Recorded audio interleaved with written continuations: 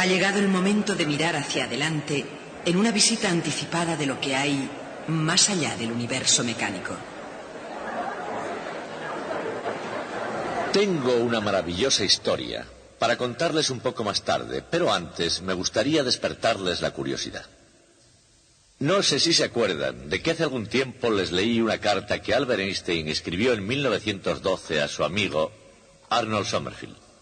Dice así: estoy ocupándome exclusivamente del problema de la gravitación y creo y espero que superaré todas las dificultades. Pero una cosa es cierta, nunca hasta ahora en toda mi vida había hecho un trabajo tan arduo. Pero me he llegado a imbuir de un gran respeto por las matemáticas, cuyas sutiles partes, en mi inocencia, yo había considerado hasta ahora como un mero lujo. En realidad esa es una típica actitud de los físicos hacia las matemáticas. Las matemáticas son una herramienta que se utiliza para otros fines. Las sutilezas y detalles de las matemáticas en sí mismas son de escaso o de ningún interés. Pero Einstein había descubierto, para su consternación, que eso no era siempre verdad.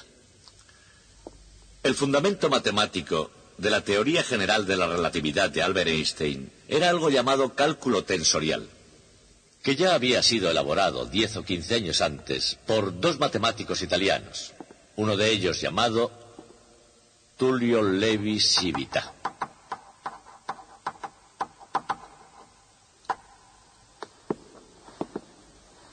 En 1914, Einstein escribió su primer artículo sobre la nueva teoría. Otro físico de nombre Max Abraham, cuya teoría rivalizaba con la de Einstein, leyó el artículo de Einstein, pero no fue capaz de entenderlo, era demasiado difícil. Así que para conseguir ayuda se lo envió a Levi-Civita. Levi-Civita, inmediatamente después de leer el artículo, se interesó por la teoría de la relatividad. En 1915, Levi-Civita escribió una carta a Albert Einstein, diciéndole que había algo que no marchaba en su teoría. Es fácil de imaginar cómo se sentiría Einstein después de eso. Había estado luchando por dominar aquellas matemáticas tan difíciles. Y cuando por fin tuvo el valor suficiente para escribir su primer artículo utilizándolas, el individuo que había inventado esa matemática le escribe una carta diciéndole: se ha equivocado. El tema en cuestión era un tensor en particular. Un tensor es una especie de vector generalizado. Un tensor que representaba el campo electromagnético, y la cuestión era cómo cambiaba ese tensor al pasar de un sistema de coordenadas a otro. Einstein entendió cómo funcionaba eso, pero Levi-Civita le decía que ahí había un error. Resultó al final que Einstein estaba en lo cierto y Levi-Civita era el equivocado. Aquello era una teoría física. Einstein era físico y su intuición física le decía cuál tenía que ser la respuesta. Pero los pasos matemáticos de su demostración eran dudosos, y ese es el punto en el que Levi-Civita le había atacado. Pero a nosotros lo que nos interesa no son los detalles técnicos de esa polémica. Lo que realmente nos interesa son las sutilezas y matices de la relación que se desarrolló entre estos dos hombres a través de su correspondencia. Para el término de las personas, puede ser un hecho bastante sorprendente que Albert Einstein no se considerara a sí mismo un consumado matemático. Después de todo, Einstein, comparado con el promedio de los físicos de su época, tenía un considerable dominio de las matemáticas, mucho más que la media de las personas de su época y de otros tiempos. Lo que realmente querría decir era que su dominio de las matemáticas no era equiparable al del brillante italiano Tullio Levi-Civita. Aunque la agudeza de Einstein fuese relativa, sin embargo Einstein fue el maestro de la relatividad. Por supuesto, en tiempos anteriores no había habido distinción entre los matemáticos y los físicos. Desde la antigüedad, cálculo y astronomía, mecánica y geometría podían considerarse como partes de la misma profesión. Y aún había habido siempre ciertos individuos como Einstein, con una especial intuición para entender cómo funciona realmente el mundo. En el siglo XIX, un nuevo término fue acuñado para describir a esos individuos. El término fue los físicos.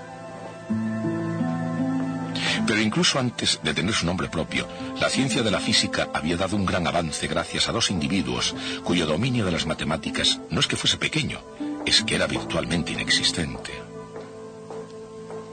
Uno de ellos era el honorable Benjamin Franklin de Filadelfia, Pensilvania, una colonia inglesa en las más bien incivilizadas Américas.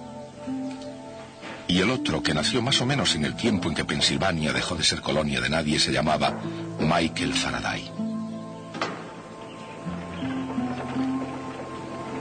En la Inglaterra de la reina Victoria, sin una educación adecuada, Michael Faraday tuvo dificultades incluso para pisar el umbral. Pero una vez introducido en la institución real, Faraday encontró una satisfacción que solo procede de la búsqueda y del descubrimiento de ideas científicas originales. Y aunque poco preparado en matemáticas, Faraday haría tanto como cualquier otro para impulsar a la ciencia más allá del universo mecánico de Isaac Newton.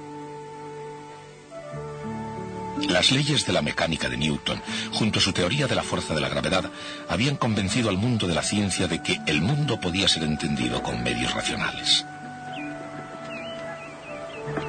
Por esa misma vía, los seguidores de Newton descubrían que, igual que la gravedad, la electricidad y el magnetismo son también fuerzas que decrecen con el cuadrado de la distancia. La semejanza era asombrosa. Y tanto para Faraday como para la comunidad científica en general, aquello planteaba una de las cuestiones más importantes de la física, ya fuera gravitatoria, eléctrica o magnética. ¿Cómo podía una fuerza actuar entre cuerpos que ni siquiera estaban en contacto? Aquí brilló verdaderamente el poder de intuición de Faraday, porque con relación a este punto, él se imaginó que una fuerza de 1 dividido por r al cuadrado debe ser aplicada por algo que irradia hacia afuera, como la luz del sol. Viendo incluso más, Faraday se imaginó unas líneas de fuerza partiendo de cargas positivas y terminando en cargas negativas.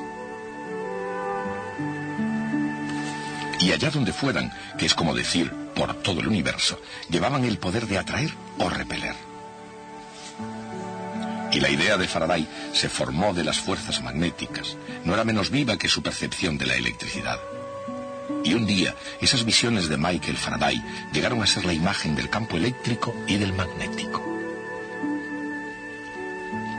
Pero sus colegas, mucho más sofisticados matemáticamente que él, exigían una expresión más rigurosa de sus ideas que la pura intuición. Evidentemente, había que recorrer los pasos matemáticos. Y así se hizo. Gauss en Alemania y Ampère en Francia. Pero nadie pasó tan graciosamente por las matemáticas ni comprendió con tanta claridad las líneas de fuerza como James Clerk Maxwell. Mejor que nadie penetró en las ideas de Faraday y con un esfuerzo enorme las transformó en la teoría del campo electromagnético.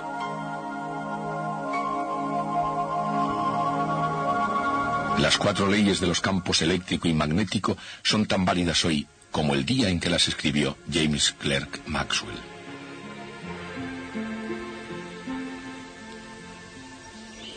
Los frutos del trabajo tanto de Maxwell como de Faraday florecieron durante la época industrial y la era electromagnética, pero solo porque alguien había ya sembrado las semillas en un país lejano. Primero logró hacerse un nombre como impresor, luego dejó una huella imborrable en los asuntos de Estado. Pero desde el principio, Benjamin Franklin había conseguido notables éxitos en el campo de la ciencia. En tiempo de Franklin, el campo de la electricidad se encontraba, como el propio Nuevo Mundo, verde y sin desarrollar. De hecho, todo el conocimiento que el mundo tenía acerca de la electricidad cabía en una botella de Leyden. La botella de Leyden fue el primer modo en que se almacenó electricidad en el mundo, y Benjamin Franklin la utilizó para, sin ayuda de nadie, revolucionar la física. Fue con botellas de Leyden y no con rayos y relámpagos como Franklin consiguió sus más importantes descubrimientos. Observó acertadamente que si un objeto tenía una carga positiva y otro una carga negativa, se atraían mutuamente. Pero si ambos objetos están cargados positivamente, se repelen. De hecho, Benjamin Franklin inventó esos términos, carga positiva y carga negativa. Pero, ¿qué es exactamente carga eléctrica? ¿Y qué factores son los que determinan cómo funciona la electricidad? Jugar prudentemente con la electricidad significa comprender unas cuantas magnitudes, no solo cargas, sino también voltios, amperios y campos, por nombrar solo alguna de ellas. Pero al margen de la magnitud de que se trate, siempre hay que hacer algo para que haya corriente eléctrica, y desde 1800 un modo fue la pila eléctrica.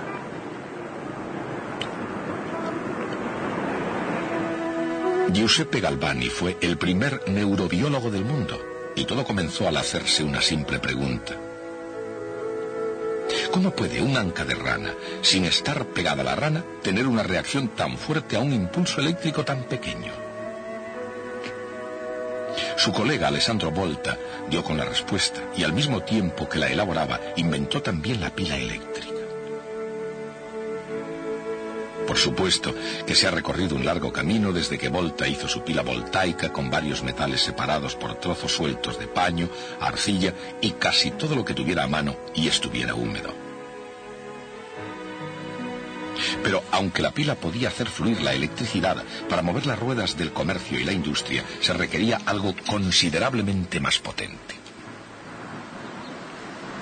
Consideremos, por ejemplo, el progreso global de los holandeses. En Holanda, siempre que hay viento y corre el agua, se obtienen beneficios.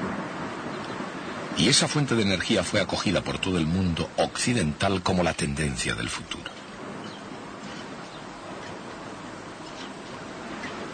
Pero las condiciones de los negocios tienden a cambiar.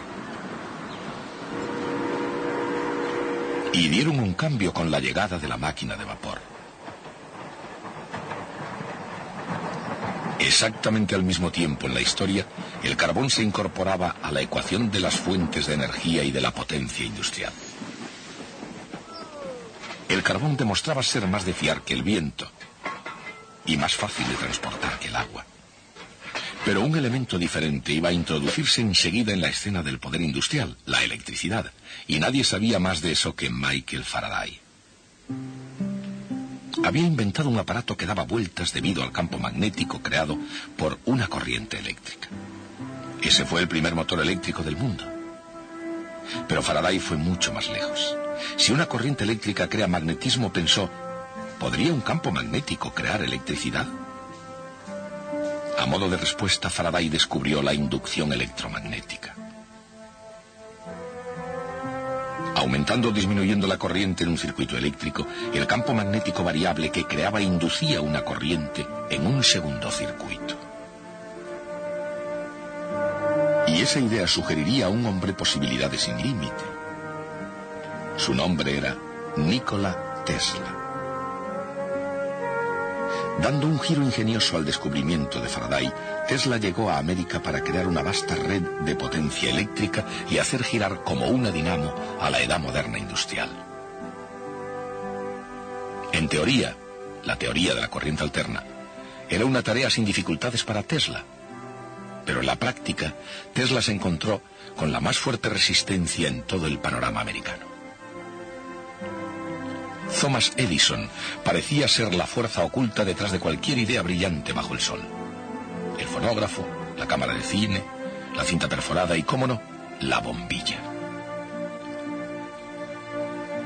Pero al contrario del resplandor que había puesto en esta histórica casa, el resplandor de su corazón era tenue hacia Tesla y su idea de las corrientes alternas, porque Edison creía que sería la corriente continua la que impulsaría a América hacia el futuro.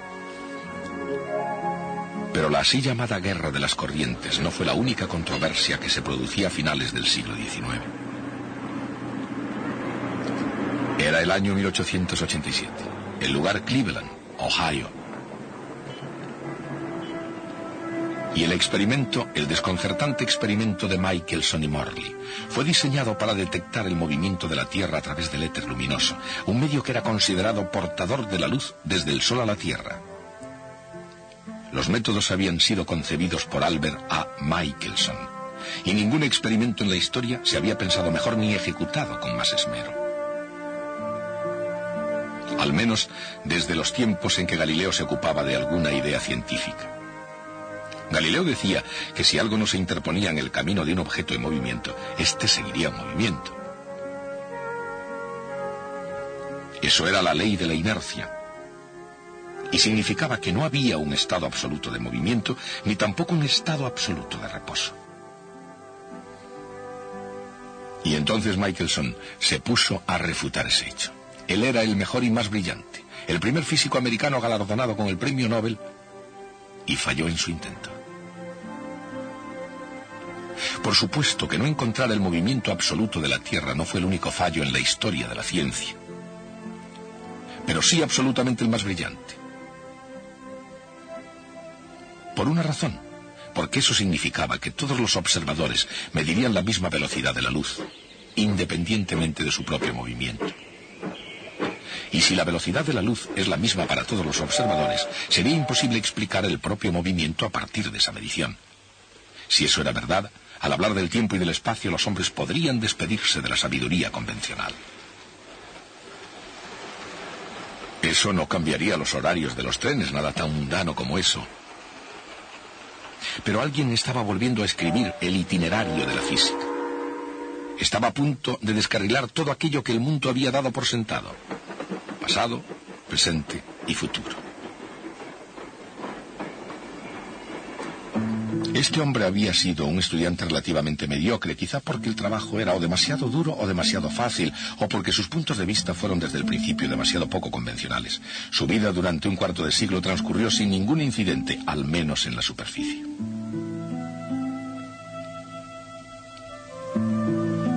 Pero en 1905, cuando trabajaba en Suiza de administrativo en la oficina de patentes, este hombre vio el universo más dramáticamente que ningún otro desde Isaac Newton.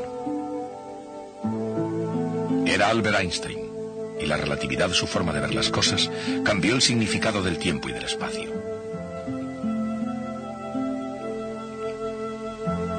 Si una luz se enciende cuando pasa un tren, alcanza a la cabecera y a la cola al mismo tiempo. Bien, esa es la opinión de un hombre. Pero consideremos el punto de vista de alguien que está en el exterior. En la relatividad de Einstein, los acontecimientos que son simultáneos para un observador pueden ocurrir en instantes diferentes para otro.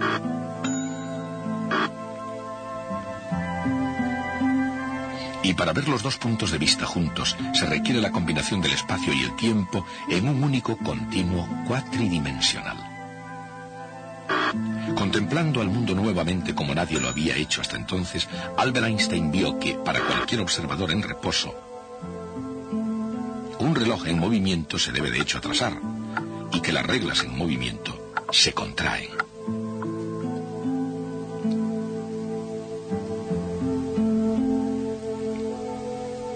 Y en este asunto, él vio que cambiaría mucho las interpretaciones humanas sobre el funcionamiento del mundo. Por ejemplo, dos hermanos gemelos, Albert y Henry, nacidos en el mismo tiempo, en el mismo espacio, son muy parecidos en la superficie. Y sin embargo, en su interior, pueden resultar tan diferentes como la noche y el día. Ser diferentes y al mismo tiempo tan parecidos puede ser la paradoja extrema de gemelos idénticos. En física, sin embargo, la paradoja de los gemelos se sustituye con otra imagen. Este es Henry separado de Albert por primera vez. Su destino, el planeta Zof, a 10 años luz de distancia. Si Henry pudiera comparar su reloj con el de su hermano gemelo, encontraría que el reloj de Albert se atrasa. Y si Albert pudiera comparar su reloj con el de Henry, encontraría a este último atrasado. Sin importar lo que eso pueda parecer, eso suena a paradoja. Pero cuando se desciende a esos detalles, ¿qué quieren decir ese y otros innumerables misterios por todo el universo mecánico? Significan un viaje al propio átomo, a la electricidad y al magnetismo, a la relatividad, a la termodinámica y a muchas cosas más, en terrenos anteriormente nunca imaginados.